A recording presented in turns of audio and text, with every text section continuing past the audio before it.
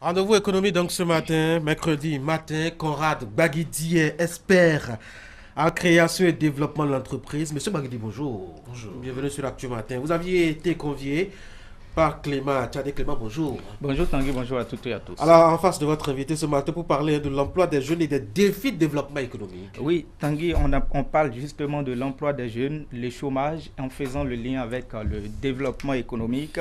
L'analyse de l'interaction entre le marché du travail et la pauvreté révèle souvent un paradoxe. Alors que le taux de chômage est présenté comme étant faible selon le BIT, le Bureau international du travail, le taux de pauvreté monétaire des actifs qui sont justement occupés est toujours relativement élevé. On parle de 30%. Conclusion, le marché du travail ne joue visiblement pas son rôle avec la réduction de la pauvreté. Les analystes économiques ont souvent accusé la conséquence d'un secteur informel prépondérant et un fort taux de sous-emploi. On parle ce matin de cette problématique avec Conrad Baguidi. Merci beaucoup d'avoir accepté notre invitation. Merci à vous aussi de m'accueillir ici. Je rappelle que vous êtes expert en création et développement d'entreprises. En tant que tel, quel est votre regard sur le monde du travail au Bénin aujourd'hui? Écoutez, le monde du travail pour moi est un peu morose, on va dire, dans le sens où, c'est vrai, vous annoncez le chiffre du BIT, qui est de 1,7% du taux de chômage. On va dire que c'est le taux officiel parce que si les demandeurs d'emploi ne sont pas enrôlés, ne se font pas déclarer, les statistiques ne les prennent pas en compte malheureusement. Et donc cela peut contraster avec les chiffres de l'INSEE qui justement vont être le reflet d'une répartition de l'emploi. C'est-à-dire donc 95% des emplois qui sont dans le domaine informel. Et donc du coup l'informel devient le premier employeur du Bénin. Et puis donc de l'autre côté, on va avoir des emplois dits formels ou modernes qui ne concernent que 5% de la population. Mais il y a des caractéristiques, en fait, si on prend un peu de recul, qui peuvent venir éclairer cela. Vous savez, on a dans notre pays un problème de faible employabilité, donc des personnes qui sont demandeuses d'emploi, notamment les jeunes, malheureusement, puisqu'ils représentent 75% pour les moins de 35 ans, ce qui est quand même énorme. Ça veut dire que c'est vraiment un vivier important auquel il faut s'intéresser. Et quand on regarde, il y a en général un problème de sous-emploi, dans le sens où il y a un problème d'adaptabilité à l'emploi. Il y a un problème d'adaptabilité de la formation par rapport à ce qui est attendu sur le poste en question. Je vais citer également deux éléments. C'est en fait le peu d'offres consistantes. En gros, il y a beaucoup d'entreprises, du fait du business qui n'est pas pérenne, n'arrivent pas à s'engager vis-à-vis des employés pour les recruter de manière durable. Donc du coup, c'est des emplois qui sont souvent éphémères. Et enfin, une caractéristique qui, celle-là, est béninoise. Puisque tout ce que je citais là, on peut revoir la même chose au Togo et dans d'autres pays de l'espace UEMOA notamment. Mais si on prend notamment le cas du Bénin, nous avons une spécificité. Laquelle? C'est le fait qu'en réalité, on a de manière paradoxale, en fait, des gens quand même qui sont qualifiés, heureusement, mais qui, dans ce désespoir-là de ne pas avoir un emploi pérenne, un emploi bien payé, etc., prennent la décision de partir. D'accord? Et donc, de partir d'immigrer, donc de partir du Bénin pour aller proposer leurs services ailleurs, donc d'émigrer. Et donc, dans cette décision-là, vous savez, il y a quand même, dans cet effectif-là de nos jeunes qui partent, 69% qui vont au Nigeria, et puis 20% qui vont en Côte d'Ivoire. Ça, c'est tiré de l'étude du docteur Kenom Venant, que j'ai lu récemment. Donc ça, c'est quand même quelque chose de spécifique et j'espère que nous n'allons pas avoir des impacts très importants pour l'actualité qui est en cours. Alors, les difficultés pour les jeunes se posent donc aujourd'hui avec acuité. Le peu qui arrive à se faire embaucher aujourd'hui fait face à des rémunérations précaires, je dirais même indécentes. Visiblement, ce sont les pouvoirs publics et les chefs d'entreprise qui en décident ainsi. tout de suite arrêter. On ne va pas chercher des fautifs comme ça de manière directe, c'est un peu plus complexe.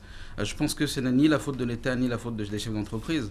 Je pense qu'il y a un vrai problème que nous avons dans notre pays, mais avant de le décrire, je vais confirmer en fait vos propos, notamment la précarité et les salaires indécents, par le fait que une récente étude répartissait en fait, ou du moins analysait le taux de chômage qu'on a évoqué tout à l'heure, notamment dans le secteur informel, en disant voilà, il y a pour ceux qui arrivent à trouver un emploi dans l'informel, mais parfois aussi dans le formel, bien sûr, on a un problème qui est lié au sous-emploi visible, d'accord? C'est-à-dire, donc, du coup, c'est tous les salariés qu'on recrute, à qui on demande de faire plus que ce qu'il faut.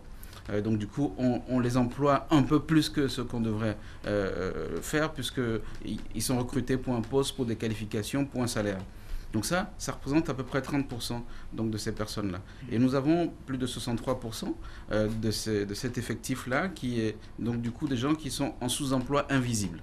C'est-à-dire donc du coup, ça va être notamment la rémunération. Donc c'est comme ça, vous n'avez pas le choix lorsqu'on vous propose un emploi et que vous cherchez depuis des mois, voire des années.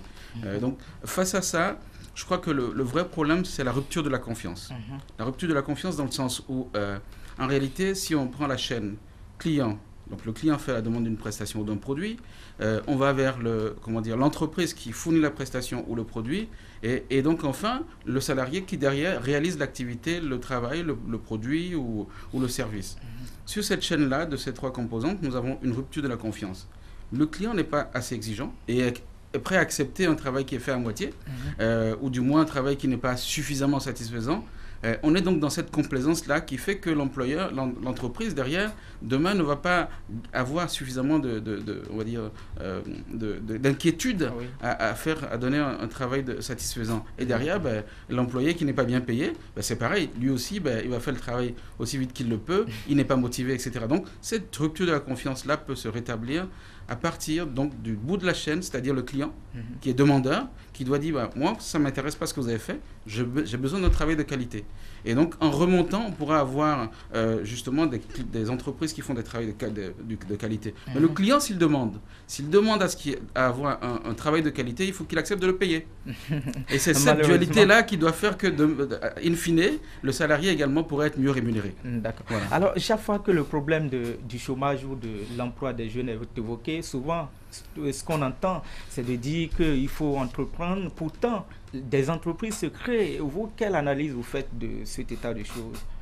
C'est vrai, effectivement, l'une des réponses peut être l'entrepreneuriat, mais comme j'aime le dire, l'entrepreneuriat n'est pas forcément accessible à tout le monde, ça il faut le dire, et il faut aussi mettre en garde la jeunesse là-dessus. Il faut les encourager à entreprendre, mais seulement ceux qui sont capables d'entreprendre ou qui ont des velléités pour le faire. Sinon, on va les emmener au garage. Mais c'est vrai que, par exemple, quand j'ai lu une déclaration de M. Gangbès, qui est donc le directeur général de l'APIEX, il disait qu'on avait en 2018 22 000 entreprises créées.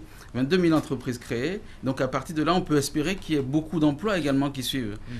Donc, l'entrepreneuriat peut effectivement régler ce problème-là, mais juste de manière partielle. Parce que la réalité, c'est que quelque part, on a quand même besoin de créer de la dynamique au niveau du monde des affaires. Il faut aussi trouver le moyen de normaliser et de redynamiser les relations avec le Nigeria. Je vous ai parlé tout à l'heure d'un taux qui est assez élevé par rapport à nos échanges et le fait que nos employés, nos enfants partent de ce côté-là. Ça veut dire qu'il y a quelque chose qui se passe. On peut donc travailler un peu plus avec eux pour donc pour essayer de régler ce problème-là. Nous avons également la possibilité d'organiser les filières. Parce qu'aujourd'hui, elles ne sont pas organisées.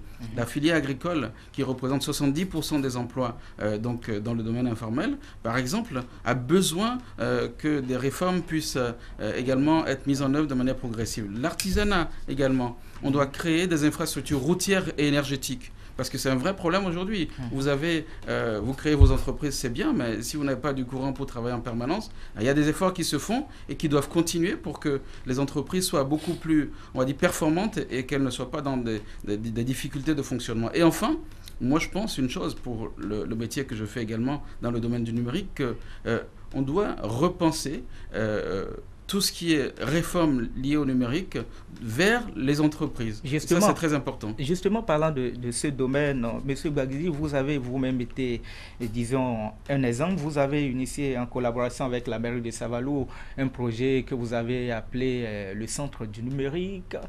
Que devient ce projet et combien de personnes vous avez pu impacter? Donc, effectivement, nous avons, par une activité de mécène, une fondation, donc la fondation Conrad Baguidi, qui a mis en place un centre de l'entrepreneuriat et du numérique en collaboration avec la mairie de Savalou et également une de nos entreprises clientes en France qui s'appelle le groupe Audience. Et donc, notre objectif est de créer un espace communautaire dans un environnement rural pour permettre à des gens qui n'ont pas accès aux facilités que nous avons ici à Cotonou et ailleurs, pour l'accès au numérique. Donc du coup, nous avons mis en place ce centre-là et vous savez, aujourd'hui on a 170 adhérents, mais c'est quand même une population de 170 000 habitants, ce qui représente 1 pour 1000. Donc c'est assez peu. Donc je suis satisfait de ce qu'on a commencé à faire, mais je pense qu'on doit faire des petits, et faire des petits seuls, c'est souvent difficile. Nous demandons le concours de l'État pour voir si le modèle est intéressant. Le ministre de l'économie numérique est venu sur place, a identifié donc ce qu'on faisait, nous a félicité, mais derrière, il faudrait qu'on aille au-delà de la félicitation pour maintenant travailler ensemble pour faire des petits un peu partout dans nos différentes communes. Je pense que ça, c'est une clé importante pour l'entrepreneuriat de demain. D'accord. Et ce que j'ai envie de vous demander pour finir, quelles sont aujourd'hui les solutions durables que vous proposez? Parce que vous, c'est votre domaine, vous êtes expert en création, mais aussi en développement de l'entreprise. Quelles sont les solutions aujourd'hui vous avez à proposer aux jeunes qui veulent entreprendre et qui ont des difficultés? J'ai envie de dire aux jeunes que c'est vrai, il est important qu'ils s'investissent dans le numérique parce que c'est un avenir certain, qu'ils s'investissent également dans l'agriculture et l'agrobusiness parce que là, on a tout à faire. Demain, on doit nourrir le monde. L'Afrique peut nourrir le monde et c'est important, donc ils peuvent y aller. Tous ceux qui ont des compétences dans le domaine de l'énergie ou de l'énergie renouvelable notamment doivent pouvoir également partir à l'aventure de la formation et dans le secteur de la logistique. Pourquoi? Parce que quelque part, on a que des secteurs qui sont encore embryonnaires chez nous, et y compris dans la sous-région. Donc j'ai envie de leur dire d'y aller. Mais par contre, sans précipitation, parce qu'on entend très vite des gens qui disent « Moi, j'ai créé ma start-up ». Ok, mais ça veut dire quoi, la start-up? C'est pas parce que j'ai créé une entreprise que c'est une start-up.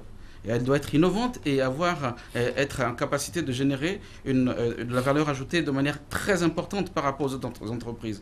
Mais on doit donc accompagner les jeunes dans le travail qu'ils font en leur demandant d'aller doucement mais sûrement sur des métiers porteurs, des métiers d'avenir, mais de ne pas se dire que parce que je sais développer une application, je suis déjà dans une start-up, mais d'aller dans les structures pour se faire accompagner. Je cite encore la PIEX qui a mis en place des choses assez intéressantes à cet effet-là. Et puis c'est heureux qu'il y ait pas mal un écosystème qui se développe autour de l'entrepreneuriat. Je pense que le rôle de l'État pourrait être d'accompagner cela pour que ce soit un peu plus cadré, pour que les jeunes aient davantage des interlocuteurs en face d'eux. Voilà ce que je peux apporter. Monsieur Baguidi Conrad, merci beaucoup d'avoir accepté de partager tout cela avec nous. On aura le temps, et justement, si votre agenda le permet, de revenir sur d'autres aspects de la question de l'emploi et du chômage, qui est une question très, très vaste. Écoutez, je vous remercie. Merci beaucoup. Et puis, merci Actu Matin, à toute l'équipe. Merci Clément, merci à vous, Monsieur Baguidi. Vous passez une très bonne journée.